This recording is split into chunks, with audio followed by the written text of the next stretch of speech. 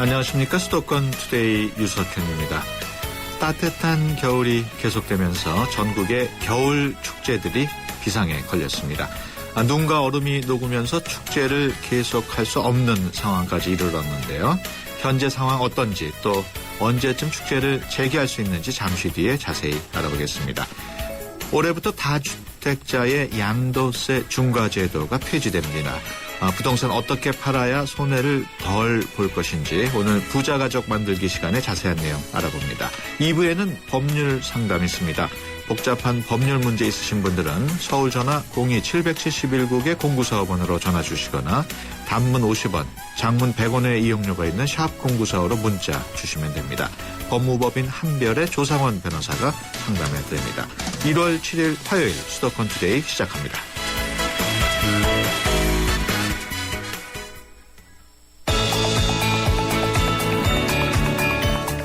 여러분은 지금 대한민국 유일의 수도권 전문 프로그램 YTN 수도권 투데이를 듣고 계십니다.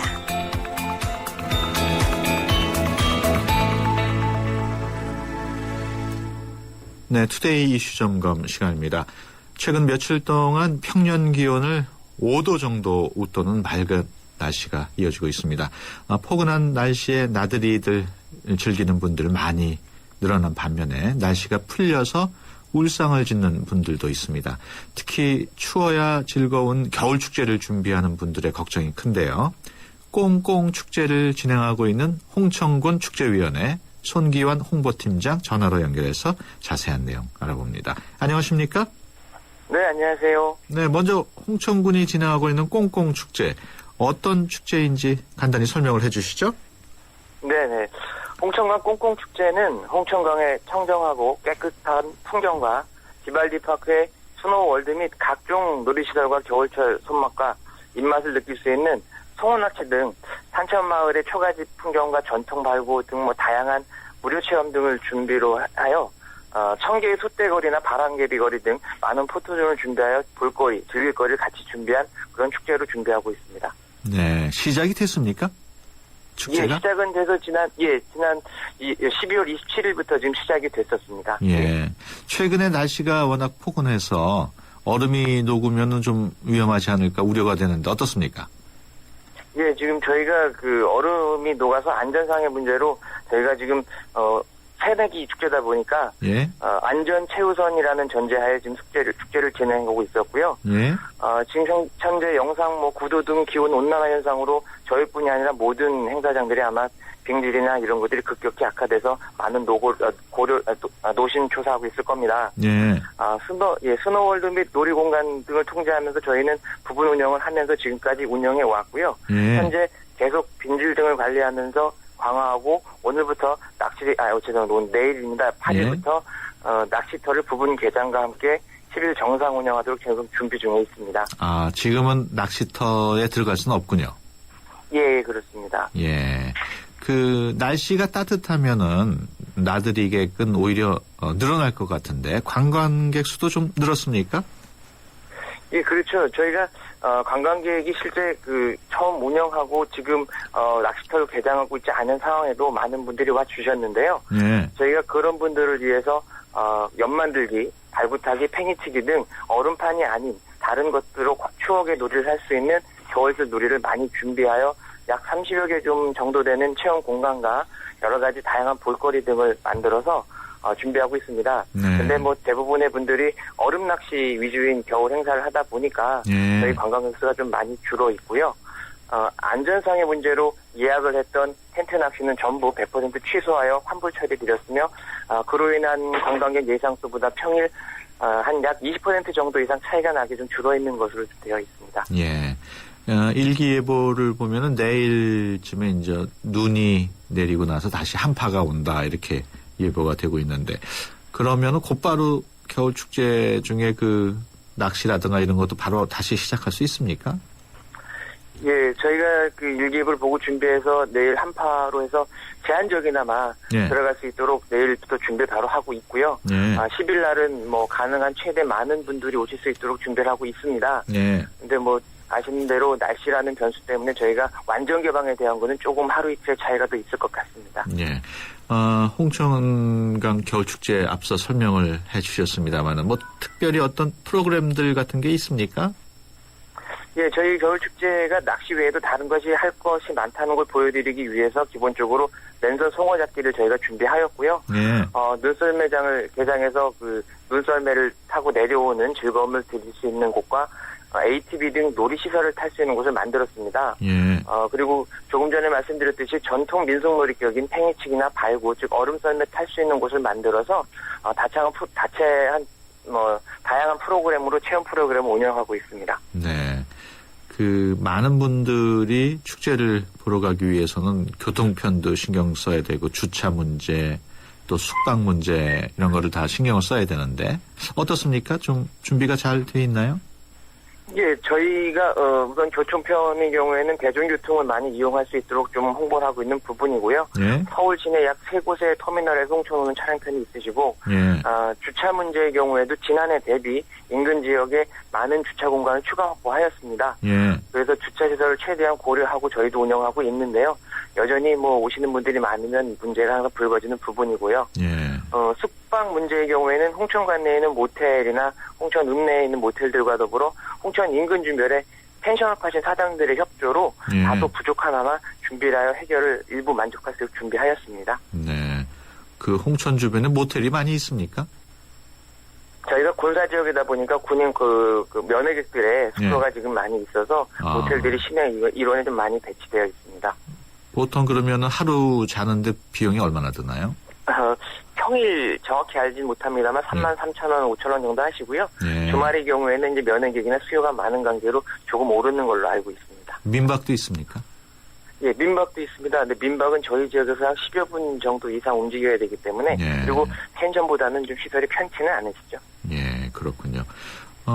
지금 날씨가 좋다 보니까 얼음장 관리가 가장 큰 문제인데 어떻게 특별히 관리하시는 방법이 있나요? 저희가 제한적으로 사람을 올려서 얼음의 피로도를 줄이는 게 첫 번째이고요. 예. 그리고 저희가 그 행사장 강의 약 2분의 1 정도 부분이 그늘 지역으로 되어 있습니다. 그래서 아시다시피 그늘 지역은 잘 얼고 있기 때문에 예. 그쪽으로 운영을 하고 햇볕에 좀 노출되는 일부 지역은 인원수를 지금 다 올리지 않는, 그러니까 사용을 반 정도 하는 식으로 운영 관리하고 있으며 저녁에 퇴근하기 전 안전요원들이 얼음 점검을 합니다. 그래서 위험 요소가 있는 부분은 펜스나 안전시설로 통제하고 있습니다. 네. 겨울 축제가 이제 홍천 말고도 이제 다른 지역도 많이 있는데 홍천 지역의 겨울 축제 어떤 특징이랄까요? 좀 소개를 해주시죠. 예, 우선 아시다시피 강원도가 겨울 축제의 메카로서 여러 가지 축제와 레포츠 행사들이 많이 있습니다. 예. 저희 홍천 같은 경우는 사실 출발한 축제로서 예. 많이 부족한 부분이 많다 보니 저희가 타 지역의 축제를 벤치마킹해서 대안을 많이 찾고 있습니다. 네. 그래서 저희가 편의시설 쪽인 식당 부분과 음식값에 대한 불만 요소들을 없애기 위해서 예. 입점하신 업주분들과 협의하에 음식값을 저희가 저렴하게 했고요. 예. 시설 등을 최고 시설들을 사용할 수 있도록 깨끗한 시설을 많이 설치를 했습니다. 예. 그래서 현재는 오신 분들의 기쁨이나 그 즐거움 또는 상체험을 드리고자 많이 노력해서 준비하였습니다. 음식점 가격을 많이 내렸다 그러면은 홍천 지역에 있는 음식점들이 다 내린 건가요? 아니면 어떤 특정 지역 음식점들이 좀 싸게 한 건가요?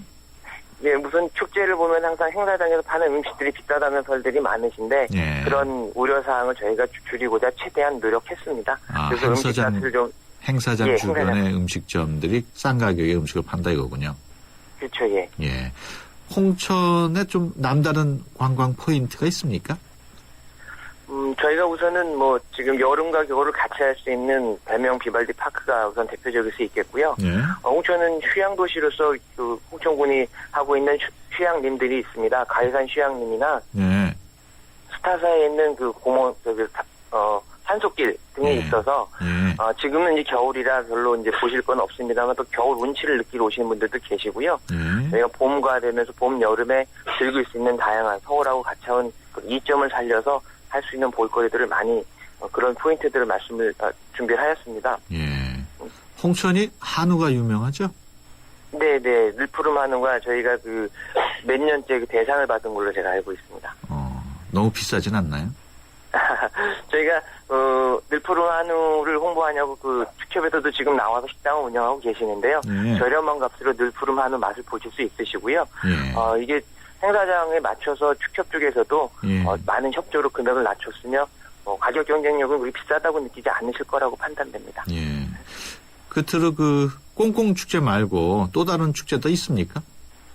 예, 저희 홍천군이 사계절 축제를 목표로 지금 축제를 많이 만들고 진행하고 있는데, 예. 우선 여름의 경우에는 저희가 옥수수를 이용한 찰옥수수 축제가 있습니다. 예. 옥수수 지리적 표시를 등록되어 있는 찰옥수수로 홍천이, 죄송합니다. 홍천에 있는 옥수수 지리적 표시대로 되어 있는 찰옥수수를 이용해서 축제를 여름에 운영하고, 예. 더불어 수상 레포츠를 진행하고 있습니다. 예. 그리고 가을의 경우에는 지역 주민이 함께하는 무궁화 축제. 예. 그동안 나라꽃 무궁화에 대한 홍보와 무궁화를 활용한 지역민의 다양한 체육 활동을 보여드릴 수 있는 축제가 있고요. 예. 아울러 조금 전에 말씀하신 홍천의 명품 중에 하나인 늘푸름 한우와 강원 인삼 이 6년군 홍천 인삼을 이용한 축제 명품 축제가 있습니다. 알겠습니다. 네, 네. 그런 축제 많이 해주셔서 감사하겠습니다. 네. 지금까지 홍천군 축제위원회 손기환 홍보팀장이었습니다. 오늘 말씀 고맙습니다. 네, 감사합니다. 수고하십시오.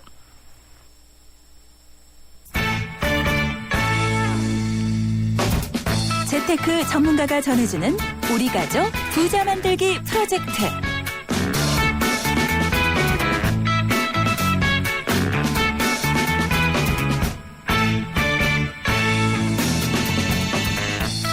네, 부자 가족 만들기 시간입니다. 재무와 주식, 세무, 부동산, 상속 등 청취자 여러분들의 사연을 토대로 전문가와 상담을 해봅니다. 상담 원하시는 분은 샵 0945로 문자 주시거나 02-771국에 0945번으로 전화 주셔서 사연과 연락처 남겨주시면 되고요. 짧은 문자 50원, 긴 문자 100원의 비용이 있습니다. 오늘도 키움 에셋 플래너 김영돈 광화문 지점장 나오셨습니다. 안녕하십니까? 네, 안녕하십니까? 네. 첫 번째 질문인데요. 일산에 아파트를 두 채 갖고 있습니다.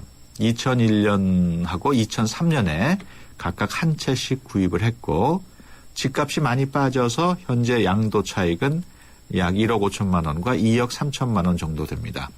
현재는 2003년에 산 아파트에서 10년째 살고 있습니다. 갑자기 부모님을 모시고 살게 돼서 아파트 두 채 가운데 한 채를 팔고 큰 평수로 전세를 가야 할 상황입니다. 올해부터 다주택자 양도세 중과가 폐지됐다고 하는데 양도세는 어느 정도 나올까요? 그리고 어떤 집을 먼저 파는 것이 좋을지 설명 부탁드립니다. 이런 내용인데 올해부터 부동산 시장 정상화를 위해서 취득세 연구 인하 그리고 다주택자 양도세 중과가 폐지됐는데 어떻습니까? 전망이? 네, 부동산은 보통 심리에 따라서 움직인다는 속설이 있는데요. 네. 실제로는 부동산 세제와 또 금융제도 같은 정부 정책에 크게 영향을 받습니다. 네. 신규나 미분양 아파트의 양도세 5년 면제 혜택하고 또 취득세 연구 인하 방침으로 인해서 작년 연말부터는 부동산 시장에 약간의 훈풍이 불어오면서 새해를 맞이했습니다. 네. 게다가 2004년도에 폭등하는 아파트 가격을 잡기 위해서 도입된 다주택자 양도세 중과가 올해부터 전면 폐지되면서요. 부동산 시장에는 새로운 활력을 불어넣을 것이라는 기대감이 좀 커지고 있습니다. 네. 하지만 이런 분위기가 정부 정책만으로 계속 이어질지에 대해서는 좀 조심스럽게 접근할 필요가 있습니다. 네. 우선 단기적으로는 미국의 양적 완화 축소 전략이 시작되면은요. 시중 금리는 좀 올라갈 여지가 있는데요. 네. 이는 부동산 경기의 복병으로 작용할 수가 있습니다. 네. 게다가 또 장기적으로 우리나라가 고령화에 따른 저성장 체제로 접어들었다는 점도 좀 주의할 필요가 있는 점입니다. 네. 특히 우리나라 720만 베이비 부모 세대의 자산 중에 80%가량이 아직도 부동산 자산에 편중되어 있고요. 또 이분들 중에 10명 중 4명은 주택을 줄이거나 아니면 이전해서 은퇴 자금을 조달하려는 계획을 세우고 있기 때문에 네. 장기적으로는 부동산 시장은 아직도 살얼음판이라고 해도 과언이 아닙니다. 그렇군요. 다주택자 양도세 중과가 폐지됐는데 문의 주신 분은 양도세가 어느 정도 나올지 알 수 있을까요? 네, 지금 다주택자의 양도세 중과가 폐지됐다는 거는요. 예. 양도 차익에 따른 세금이 아예 없어졌다는 것이 아니고요. 예. 2주택자의 경우에는 50%, 또 3주택자의 경우에는 60%로 중과세 되던 그 양도 차익이 예. 양도세가 양도 차익에 따라서 6에서 한 38%의 기본 세율을 적용한다는 점입니다. 예. 또한 1년 미만 보유한 주택의 경우에는요. 여전히 40%의 중과가 적용됨을 좀 유의하실 필요가 있겠습니다. 그렇군요. 문의 주신 분의 경우 그 양도 차익이 1억 5천만 원인 2001년도에 취득한 아파트의 경우에는요. 예. 양도세는 약 한 2,300만 원 정도 발생이 되고요. 예. 또 양도 차익이 2억 3천만 원인 2003년도에 취득한 아파트의 경우에는 양도세가 한 4천만 원 정도 발생하게 됩니다. 예. 지금 문의 주신 분의 경우에는 다주택자이기 때문에 장기 보유 특별공제율을 30%까지만 적용받으실 수가 있습니다. 예. 장기 보유 특별공제는 집을 오랜 기간 동안 보유한 사람에게 세금 부담을 좀 덜어주는 제도로 알고 있는데 1주택자하고 다주택자는 공제율이 다르겠죠? 네, 그렇습니다. 장기 보유 공제율은요. 1주택자의 경우에는 3년 이상 보유하면 1년에 8%씩 최대 예. 80%까지 공제를 받을 수 있는 반면에요. 예. 다주택자의 경우에는 3년 이상 보유하면 1년에 3%씩 최대 30%까지만 공제를 받을 수 있기 때문에 다주택자가 더 큰 양도세 부담을 지도록 설계되어 있습니다. 네. 양도세 중과가 폐지되면 공제율도 어느 정도 수정하지 않겠느냐는 좀 기대가 있었는데요. 예. 하지만 이 공제율은 소득세법 개정 그 대상이 아니었기 때문에 현행대로 유지할 방침이라고 합니다. 네. 따라서 양도세 중과가 폐지됐는데도 불구하고요. 다주택자의 양도세 부담은 1주택자보다는 여전히 훨씬 무거울 수밖에 없습니다. 네. 그렇다면 문의 주신 분은 2001년에 산 아파트 또 2003년에 산 아파트 가운데 어떤 걸 파는 게 유리할까요? 네, 지금 다주택자의 경우에는 양도 차익이 적은 주택부터 처분하는 것이 순서입니다. 네. 양도 차익이 큰 주택일수록 장기 보유에 따른 공제액이 더 커지기 때문입니다. 네. 게다가 양도 차익이 가장 높은 주택을 마지막에 비과세 요건을 갖춰서 감면받는 것이 가장 일반적인 방법이라고 보시면 되겠습니다. 네. 지금 문의 주신 분의 경우에는 2001년도에 취득한 주택을 먼저 처분하시고요. 네. 또 2003년도에 취득한 아파트를 비과세 요건을 갖춰서 네. 나중에 매도하시는 것이 순서라고 보시면 되겠습니다. 하지만 지금 매도하고자 하는 주택이 쉽게 팔리지 않거나 또 너무 저가로 거래되고 있다면은요. 주택 임대 사업을 통해서도 절세가 가능하십니다. 네. 2001년도에 취득한 아파트를 장기 임대 주택으로 등록하시고요. 5년 이상 임대하신다면은 2003년에 취득하시고 현재 거주하고 있는 아파트를 양도해도 1세대 1주택 비과세 적용을 받을 수가 있습니다. 네. 하지만 5년 임대 기간을 만약에 채우기 전에 임대주택을 매도할 경우에는 양도세가 중과되고요. 또 만약에 종부세 대상자라면은 종부세도 추징당할 수 있기 때문에요. 장기 임대주택 등록은 좀 장기적인 관점에서 접근하는 것이 좋겠습니다. 네. 그렇군요. 두 번째 질문 보겠습니다. 저는 67세의 은퇴 생활자입니다. 목돈 3억 원 정도를 매월 생활비가 나오는 금융상품에 넣으려고 합니다. 보험사에서는 즉시연금을 추천하고 증권사에서는 월 지급식 ELS가 좋다고 하는데 어떤 상품이 좋을까요? 보험사에서 판매하는 즉시연금은 말 그대로 가입하면 바로 다음 달부터 연금을 받을 수 있는 보험이죠? 네, 그렇습니다. 그 즉시연금 보험요. 목돈을 한꺼번에 예치하고 가입한 다음 달부터 일정액을 매달 연금으로 지급받을 수 있는 그런 상품입니다. 예. 기존의 연금보험처럼 매월 일정 금액을 불입하고요. 또 오랜 기간 기다리지 않아도 되기 때문에 목돈이 마련된 은퇴 예비자에게 적합한 상품입니다. 네. 10년 이상 유지할 경우에는 비과세 혜택이 있고요. 또 요즘에는 투자 수익률에 그 연금액이 연동되는 변액 즉시연금도 출시되고 있지만 대부분의 즉시연금은 공시율에 연동해서 안정적으로 운영되는 방식입니다. 네. 현재 상속형의 경우에는 1인당 2억 원까지만 비과세를 적용받을 수가 있습니다. 그렇군요.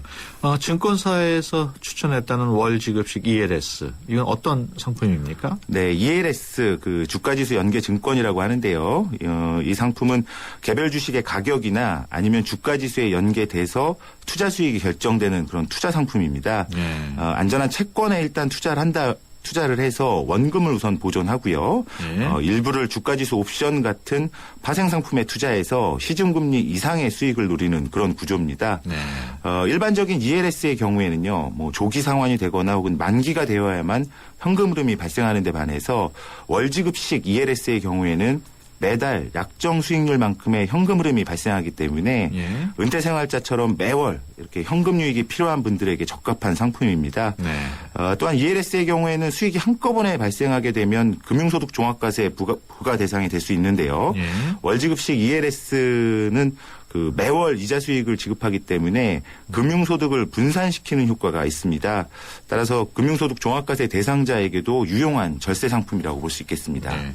지금 말씀을 들어보니까 원금을 보장을 하고 싶어하는 안정적인 성향이라면 즉시연금이 좋을 것 같고 약간 위험을 감수하면서 수익을 좀 더 많이 원한다면 월지급식 ELS가 맞을 것 같은데 두 가지 상품을 비교하면서 또다시 뭐 주의할 사항 없습니까? 네, 즉시연금 보험의 경우에는요, 공시율에 따라서 연금이 지급되기 때문에 우선 원금 손실의 위험은 없습니다. 네. 하지만 지금 저성장 저금리 기조가 지속되는 상황에서는 상당히 적은 연금액을 지급받을 수밖에 없다는 점이 가장 큰 단점입니다. 그렇죠. 그리고 비과세 혜택을 보려면 10년 이상 자금이 묶이게 되고요. 특히 연금 수령 방식을 종신형으로 선택할 경우에는 중도 해약이 불가능하기 때문에 신중하게 지금 가입 여부를 결정할 필요가 있습니다. 네. 월지급식 ELS의 경우에는 기초자산이 주식이나 아니면 시장 상황에 연동될 수밖에 없기 때문에요. 증시 환경에 따른 원금 손실 위험이 발생할 수가 있습니다. 네. 또한 월지급식 ELS의 경우에는 중도 해지 수수료라는 게 있어서 이 부분이 한 5% 이상 됩니다. 네. 따라서 반드시 여유자금으로 투자하시는 것이 필요하겠습니다. 문의 주신 분의 경우에는 지금 본인의 위험 성향을 좀 고려해 보신 다음에 여유자금 3억 원을 한 곳에 투자하지 마시고요. 네. 즉시연금과 월지급식 ELS를 절반씩 나눠서 가입하시는 것이 좋겠습니다. 즉시연금 보험의 경우에 최소 얼마 이상을 해야 된다 그런 규정 같은 건 없습니까? 일단은 한 1,000만 원 이상 단위부터 가입이 네. 가능합니다. 그렇군요. 네, 지금까지 키움에셋 플래너 김영돈 광화문 지점장이었습니다. 오늘 말씀 고맙습니다. 네, 고맙습니다. 네, 수도권 투데이 1부 여기서 마무리하고요. 잠시 뒤 2부에서 뵙겠습니다. 2014 YTN 연중기획 함께하는 미래 창조 대한민국 2014년을 새롭게 준비하는 시민들의 한 해 소망입니다. 새벽에 나와 잠 못 자고 이렇게 나와서 하는데 안전하게 하루하루 또 잘 보냈고 건강이 제일이죠 뭐든지. 언제든지 대화가 제일 중요해요. 첫째 대화. 이렇게 하면은 우리나라 대한민국이 쭉쭉 뻗어내 미래가 밝아오죠. 젊은이들 힘을 내고 살으라고 우리는 앞으로 희망을 가지고 열심히 한번 살아봅시다. 열심히 일하면 좋은 미래가 있지 않겠습니까? 함께하는 미래 창조 대한민국. 얻어 나가자. 화이팅! 2014 YTN 연중기획 함께하는 미래 창조 대한민국 YTN 라디오와 함께합니다.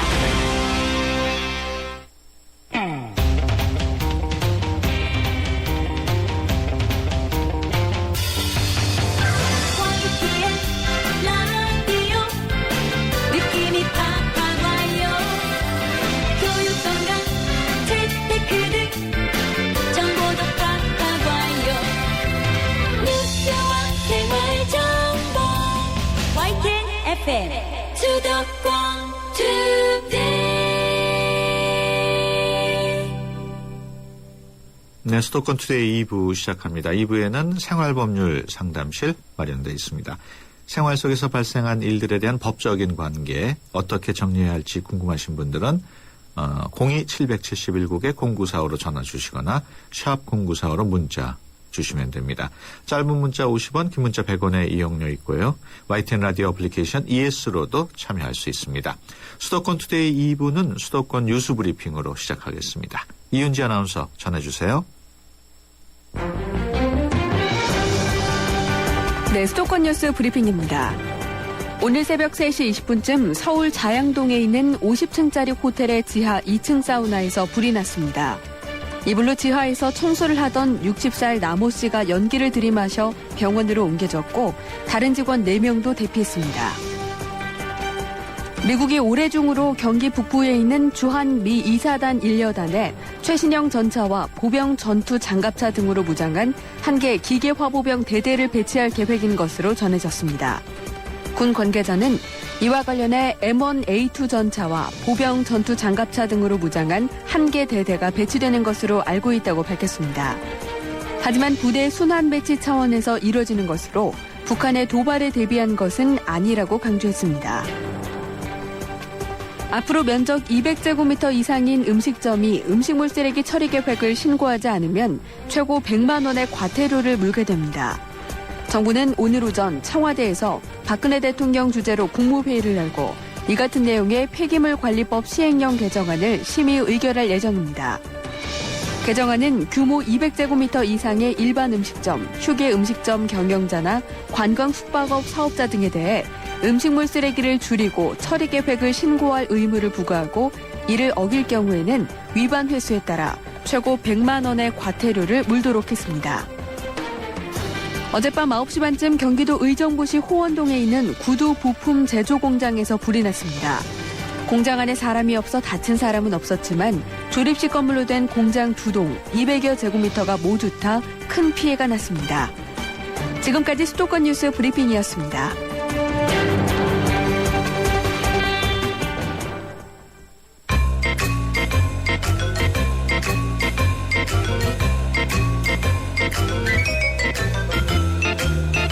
더불어 모두가 행복한 사회를 꿈꾸며 여러분의 법에 관한 모든 궁금증을 해결해드립니다.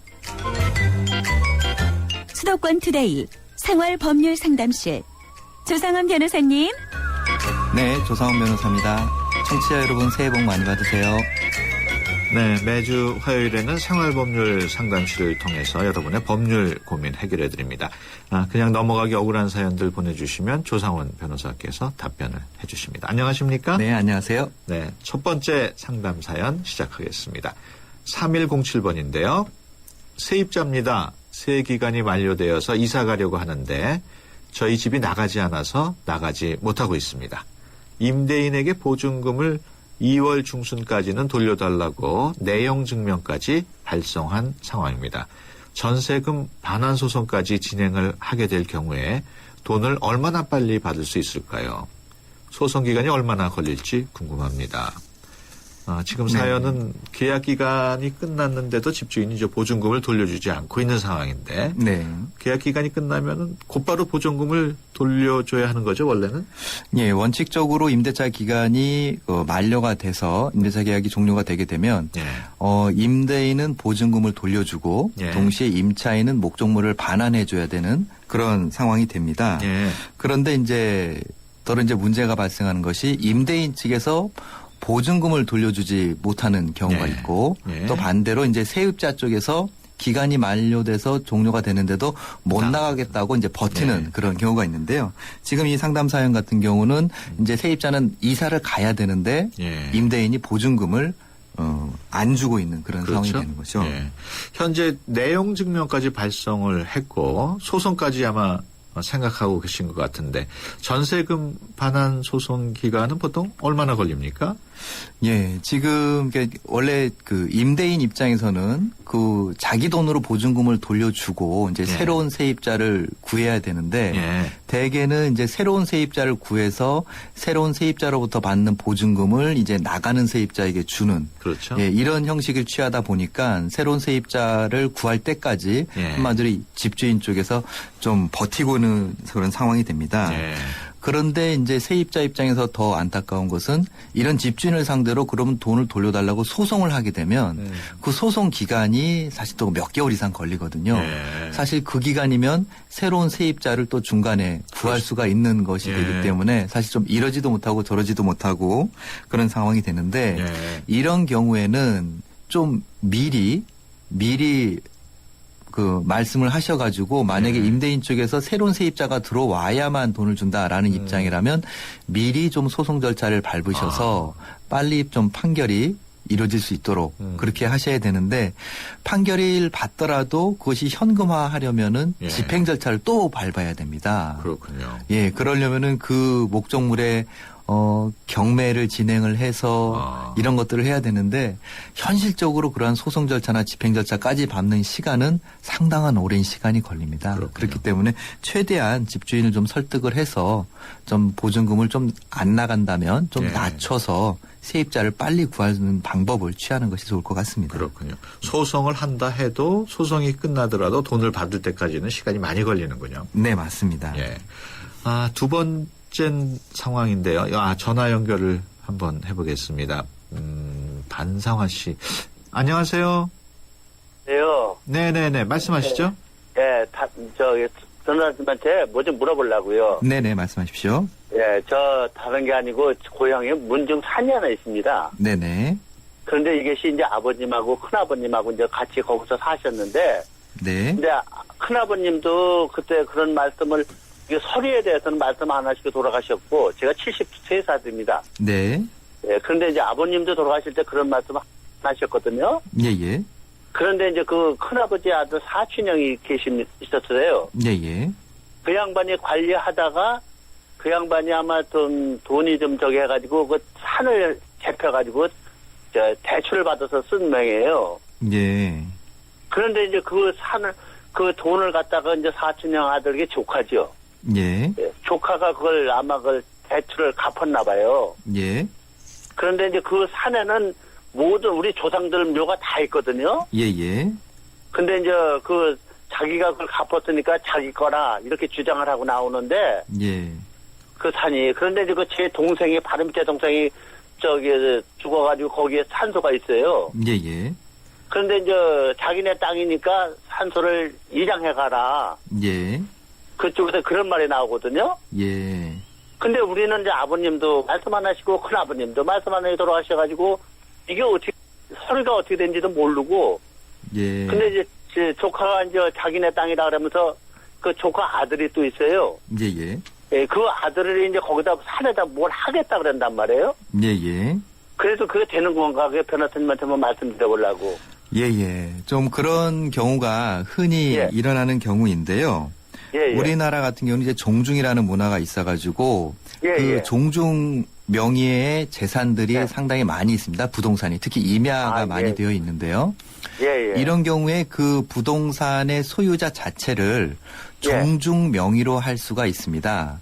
보통 그렇게 되면은 종중원 개인이 그 재산을 어떻게 처리할 수는 없게 되는 것이죠. 아, 예, 그렇습니다. 예. 그런데 이제 그 종중이라는 뭐 회원이나 뭐 종중 그 회장이나 이런 걸 조직이 잘 돼 있지 않은 경우에는 그 종중 재산임에도 불구하고 종중원 중에 한 명, 보통 이제 회장 개인 명의라든가 이런 사람 그 개인 명의로 해놓고 이것은 우리의 종중 재산이다라고 하는 경우가 있습니다. 그런데 이제 그러한 사실을 알고 있는 어르신들이 다 돌아가시게 되면서 그 개인 명의로 되어 있는 재산은 이제 법정 상속에 의해서 그 명의자의 법정 상속인에게 소유권은 넘어가는 것이고요. 근데 이 부분에 대해서 서면상으로 이것이 종중재산이라는 것을 확인해 두지 않게 되면 나중에 그 자손들은 이것은 내 부모님이 가지고 계신 것을 내가 물려받았기 때문에 내 개인의 것이다. 이런 주장을 해서 종중과 분쟁이 발생하는 경우가 상당히 많습니다. 예. 그리고 우리나라 그 부동산 실권리자 명의 등기에 관한 법률을 보게 되면 제3자 명의로 명의 신탁을 하는 것을 법으로 금지하고 있지만 예외적으로 종중의 재산을 종중원 중에 한 명 개인에게 명의 신탁하는 것은 예외적으로 가능하도록 해놨어요. 아, 그래요? 예. 그러한 경우가 많이 있기 때문에. 그래서 지금 상담자분께서는 이 땅이 그 장손인 조카의 개인 땅이 아니고 종중 재산이라는 것을 어떤 식으로든지 좀 입증을 하셔야 되는데 그것은 이 땅을 뭐 구입하는 배경이라든가 아니면 좀 집안의 좀 어르신들의 어떤 그러한 그 증언이나 이런 거를 통해서 이것을 지금 종중 명의로 바꿔두실 수가 있습니다. 그래서 만약에 그런 절차를 밟으실 수가 있으면 그 조카가 임의로 그 재산을 처분하거나 혼자 임의로 용도를 변경해서 사용하거나 하는 것을 막으실 수가 있습니다. 그러면 말이에요. 만약에 조카가 그걸 팔아먹는다면 우리 동의도 없이도 팔 수 있습니까? 지금 그것이 그 조카의 개인 명의로 되어 있다면 사실 그것이 불가능하지는 않습니다. 다른 사람이 보게 되면 부동산 등기부 등본상 그 개인 혼자가 소유자로 돼 있기 때문에 그 사람으로부터 매수를 하게 되면 그 땅을 넘겨받은 사람은 정당하게 그 재산을 취득할 수가 있게 되는 것이죠. 근데 한편으로는 이것이 종중재산이라는 것을 밝히게 되면 종중재산은 그렇게 함부로 처리할 수가 없거든요.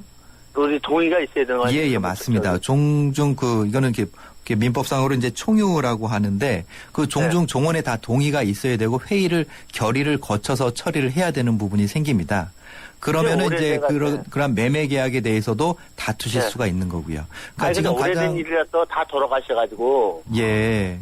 어른들이. 그런데 만약 그것을 입증을 못 하게 되면 네. 그렇게 되면 너무 뭐 억울하고 답답한 일이긴 하지만 소송에서 사실 그 다투기는 어려운 거죠. 그러면 만약 그 서류를 어디 가서 봐야 됩니까? 그러한 서류는 작성해 두지 않으셨으면 현재는 없는 거죠. 만약에 예 어르신들께서. 근데 한 가지 지금 그 위에 있는 그 묘자리 같은 경우는 예. 그건 이제 묘가 이미 옛날부터 형성돼 있었기 때문에 그것을 그 땅의 소유주라 함부로 그걸 파내거나 이렇게 할 수는 없습니다. 예, 그렇기 때문에 그쪽에서 이거를 뭐 이장해 가라라고 한다고 해서 뭐 그걸 다시 다 이장을 해야 된다거나 아니면 그 조카가 그걸 묘를 임의로 다 훼손해서 없애버린다거나 이렇게 하는 것 자체가 법 위반이 되니까요. 사실 그 묘 부분에 대해서는 크게 걱정은 하지 않으셔도 되는데 그 임야의 소유권 자체에 대해서는 현재 조금 그 그 변호사 사무실에 좀 직접 한번 내용을 하셔서 좀 자세한 상황을 설명하시고 상담을 받아보시는 것이 나을 것 같습니다. 그럼 어디 가서 알아보기가 힘들군요, 그건.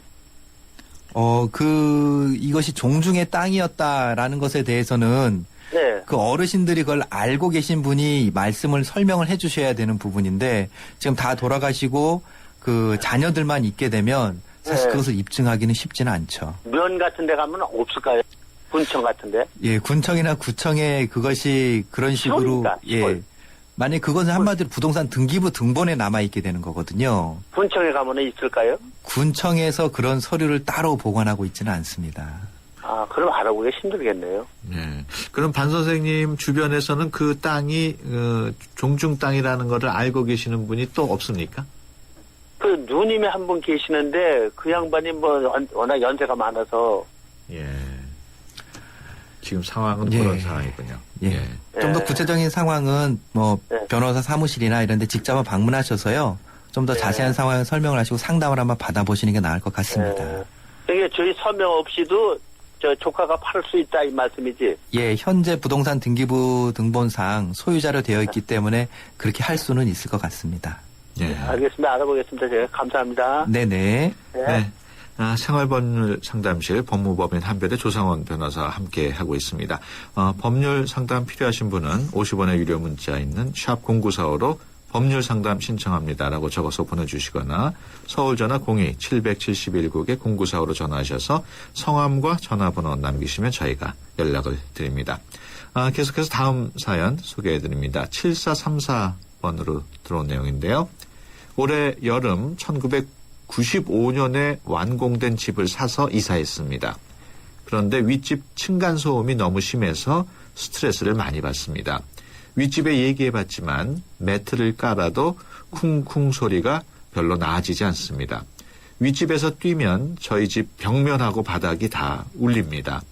흡음 공사를 할까도 했는데 별 도움이 안 된다고 하더군요. 일상생활에 지장이 있을 정도로 시끄러워서 이사까지 고려하고 있습니다. 5개월 만에 다시 이사를 하게 되면 취등록세와 복비, 이사 비용 등 큰 돈이 들게 되어 걱정인데 법적으로 해결할 방법은 없을까요? 네. 이게 지금 이사한 지 5개월 만에 층간소음 때문에 또 이사를 고려할 정도인데 층간소음의 경우 법적으로 조율할 방법은 없습니까? 네, 일단 뭐 층간소음 때문에 이렇게 법률적으로 소송이 치러지는 경우가 상당히 많이 있습니다. 이런 경우에는 어떤 뭐 손해배상 청구라든가 방해배제 청구를 하는 부분이 되는데요.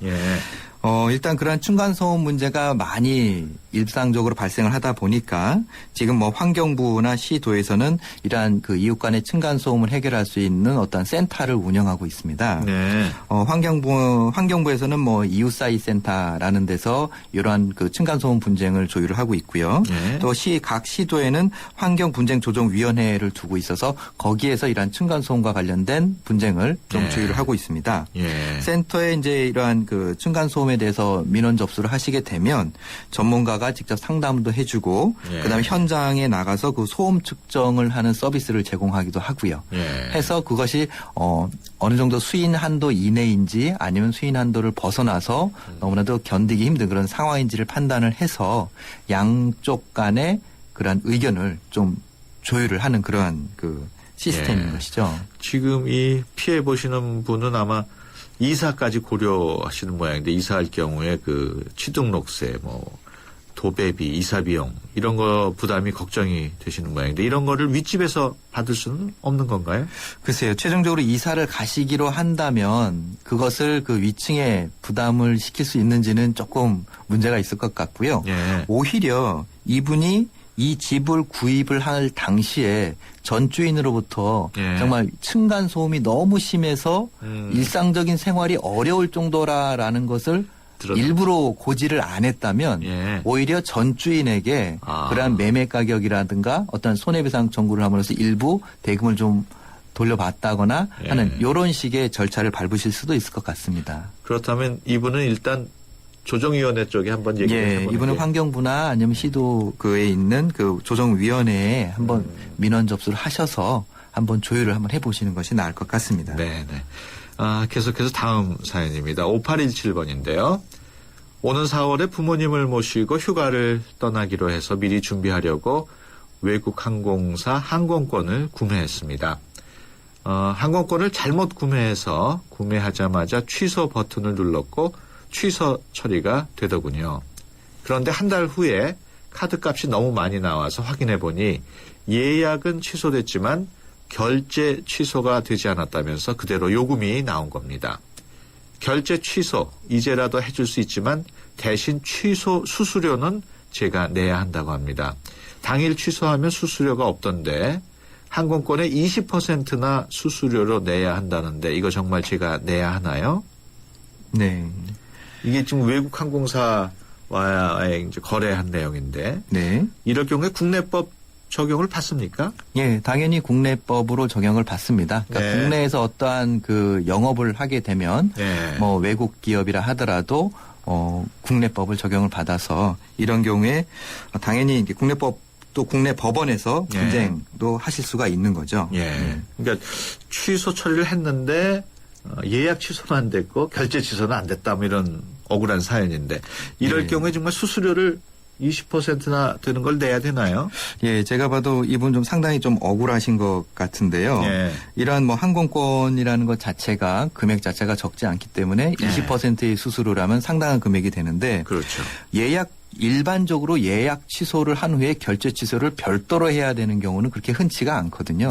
일반상으로 당연히 예약을 했다가 예약을 취소를 하게 되면 당연히 결제 취소까지 한꺼번에 되는 것으로 알 수가 있기 때문에 만약에 이러한 예약 취소와 결제 취소가 별도로 이루어진다는 것이 그 홈페이지 상에 명백하게 좀 굵은 글씨나 눈에 잘 띄는 어떠한 안내 표지가 되어 있어서 쉽게 그거를 간과할 수 없는 정도로 해놓은 그런 특수한 상황이 아니라면 이분은 이 항공사 측을 상대로 해서 이러한 수수료 부분에 대해서는 좀 다툼의 여지가 충분히 있어 보입니다.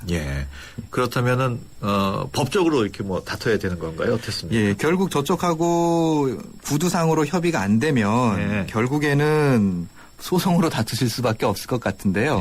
만약에 정말 나는 이거를 한번 짚고 넘어가겠다 싶으시면 그런 법적으로도 봤었을 때 충분히 승산이 있어 보입니다. 네, 시간이 지금 거의 다 됐습니다만 짤막하게 하나 더 보겠습니다. 1351번인데요. 소셜 커머스 업체에서 헬스 상품을 구매했습니다. 모두 10회 사용이었는데 한 번만 사용하고 나서 임신 사실을 알았습니다. 유산 경험이 있기 때문에 운동을 미루기로 하고 업체와 원만하게 합의했습니다. 5달쯤 지나서 다시 운동을 해야겠다 싶어서 헬스장에 나갔지만 도저히 운동을 할 수가 없기 때문에 출산 후에 다시 나가기로 했습니다. 아이를 낳고 3개월이 지나서 운동을 마저 하려고 헬스장에 갔더니 업체가 도산을 한 상황입니다. 환불도 회피하고 있습니다. 환불을 받을 수 있을까요? 네. 이런 내용인데요. 예, 보통 이런 경우는 이제 뭐 기간을 정해서 끄는 것이 아니라 횟수를 정해서 그걸 끊으신 것이기 때문에 그 헬스장이 운영을 하는 동안이면 언제든지 이 10회에 대해서는 이제 사용을 하실 수가 있는 거죠. 그런데 이제 헬스장의 문제로 그것을 다 사용하지 못한 것이기 때문에 원칙적으로 당연히 이분은 그 헬스장 사업주를 상대로 남은 횟수에 대한 부분만큼의 환불을 요청하실 수가 있습니다. 근데 문제는 이제 업체가 도산을 했다라는 부분인데 이 헬스장이 법인 형태였다라면 사실 남아있는 자산이 없을 것이기 때문에 환불이 어렵겠지만 만약에 그 헬스장 그 사장 한마디로 개인 사업자로 되어 있는 헬스장이었다면 그 개인 사업자 개인에게 그러한 환불 채권은 계속해서 존재하고 있는 것이기 때문에요. 그 개인에게는 주장하실 수가 있는 거죠. 그렇군요. 예. 그럼 그 헬스장이 법인 형태인지 개인 소유인지 그것부터 먼저 파악을 해야겠네요. 예, 맞습니다. 그리고 개인 소유면은 뭐 청구할 수 있지만 법인 소유면은 좀 어려운 상황. 예, 법인 소유라면은 일단 이 도산했기 때문에 이미 남아있는 자산이 없을 거기 때문에 좀 알겠습니다. 실속이 없을 수가 있는 거죠. 예. 지금까지 법무법인 한별의 조상원 변호사와 함께했습니다. 오늘 말씀 고맙습니다. 네, 고맙습니다. 침대는 과학이다. 침대과학 50년이 이룬 세계 최고 기술력. 배우던 나라에서 가르치는 나라로. 우리 침대에서 자기 할 것이다. 전 세계인을. 에이스 침대. 커피. 프림의 가장 많은 첨가물 카제인도. 두 번째 많은 첨가물 인산염도. 전혀 넣지 않은 대한민국 단 하나뿐인 커피. 좋은 커피란 이런 것. 커피를 바꾼 좋은 생각. French Cafe Cafe Mix Nouveau.